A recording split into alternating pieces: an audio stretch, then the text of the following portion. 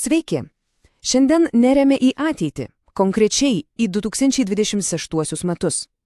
Geriausi pasaulio analitikai sako, kad pasaulis jau nebedreba laukdamas krizės, o tiesiog gyvena nuolatinėje sumaištyje. Bet ką tai reiškia mums visiems? Pasiruoškite, nes tai, ką išgirsime, gali gerokai pakeisti požiūrį į tai, kas mūsų laukia. Ir štai, iškart pradedame nuo klausimų, kurie skamba lyg iš kokio filmo scenarijaus, bet ne. Tai nėra fantastika. Būtent tokius klausimus šiandien kelia patys rimčiausi strategai. Taigi, išsiaiškinkime, kur slypi didžiausi pavojai ir kodėl 2026 gali tapti lemtingų lūžio taškų pasaulio istorijoje. Štai, turime esminį terminą, kuris padeda suprasti visą šį chaosą – daugiapoliškumas. Tie laikai, kai viena supervalstybė diktavo taisyklės, jie baigėsi. Dabar matome kelis didžiulius galios polius – JAV su Europa, Kinijos ir Rusijos ašį ir, žinoma, vis garsiau apie save pareiškiančias pasaulio pietų šalis. Visi jie, įsivaizduokite, traukia planetos antklodą į save. Būtent ši nuolatinė trintis ir kuria pavojingą, nenuspėjamą aplinką. Tai ir yra mūsų naujoji norma.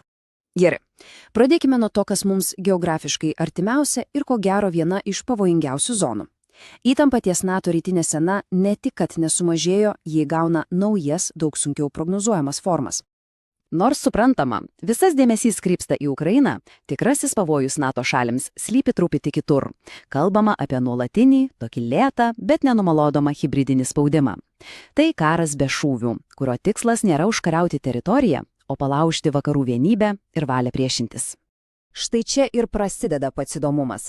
Kalbama ne apie atvirą invaziją, o apie veiksmus vadinamojoje pilkojoje zonoje. Kas tai yra? Tai nuolatiniai dronų skrydžiai ir oro erdvės pažeidimai, dirbtinai sukeltos migracijos krizės, masinės kibernetinės atakos, sabotažas prieš kritinę infrastruktūrą, kaip elektros tinklai ar dujotiekijai. Viskas daroma tam, kad būtų nuolat testuojamos NATO ribos, bet formaliai neperžengiant to raudono brūkšnio, kuris reikštų atvirą karą. Ir ši citata iš vieno rytų flango pareigūno tiesiog tobulai iliustruoja šių veiksmų esmę. Tikslas yra ne tik karinis, bet ir psichologinis. Norima pasėti baimę, nepasitikėjimą savo valdžia, chaosą visuomenėje. Juk suskaldytą ir išsigandusią visuomenę paveikti daug lengviau. O dabar pažiūrėkime, kaip į tai reaguojama. Skaičiai kalba patys už save. Lenkija gynybai skiria beveik 5% savo BVP. Tai yra daugiau nei dvigubai viršija NATO nustatytą 2% tikslą. Ir tai tikrai nėra simbolinis gestas. Tai realus, netgi desperatiškas bandymas pasiruošti blogiausiam scenarijui. Kartu tai ir labai aiškus signalas didžiosiams vakarų šalims, kad laikas atsibusti. Gerai, paliekame Europą ir keliaujame į kitą pasaulio kraštą, kur įtampa, patikėkite, ne ką mažesnė.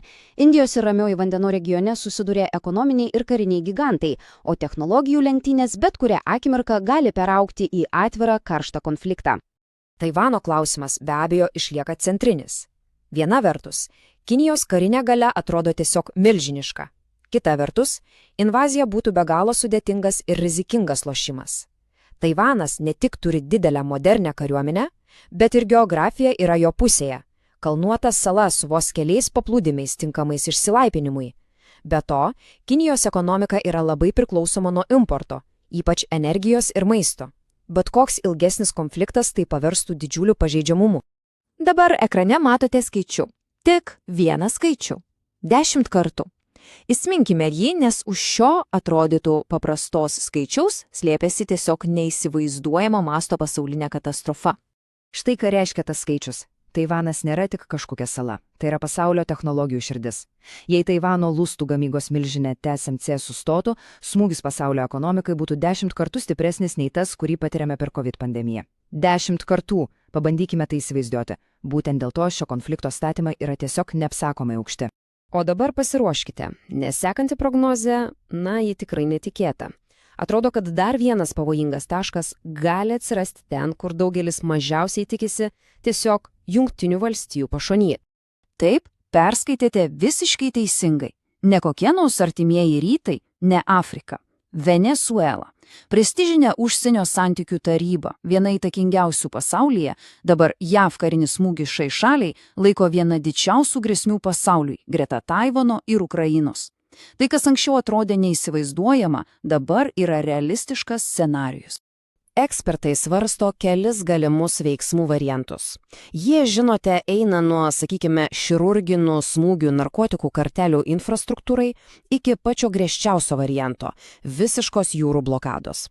Jos tikslas būtų paprastas – finansiškai uždusinti Maduro režimą. Taip pat netmetamas ir hibridinis spaudimas, bandant sukelti perversmą iš vidaus. O štai koks būtų to griežčiausios scenarijaus poveikis. Venesuelos ekonomika, kuri yra visiškai priklausoma nuo naftos eksporto, prarastų daugiau nei pusę savo pajamų. Tai be abejonės sukeltų milžinišką ekonominę ir socialinę krizę šalyje. Gerai, apžvelgiame karštuosius taškus. Bet dabar reikia pakilti aukščiau ir pažiūrėti į tą vieną sisteminę riziką, kuri paliečia mus visus, nepriklausomai nuo to, kur gyvename. Atrodo, kad mes įžengėme į erą, kurioje nebėra patikimų saugiklių. Ši laiko juosta, ji kelia nerimą. Jau kelis dešimtmečius pasaulį nuo branduolinės katastrofos saugojo ginkluotės kontrolės sutartis. Bet paskutinė iš jų, vadinamoji naujoji START sutartis, baigė galioti 2026 vasarą, o tai yra jau visai čia pat. Taigi, esminis dalykas yra šis.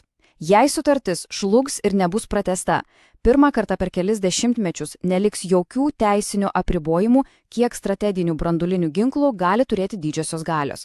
O tai reiškia tik vieną – naujas, visiškai nekontroliuojamas ginklavimosi varžybos. Apibendrinant visą šią analizę, peršasi viena pagrindinė išvada.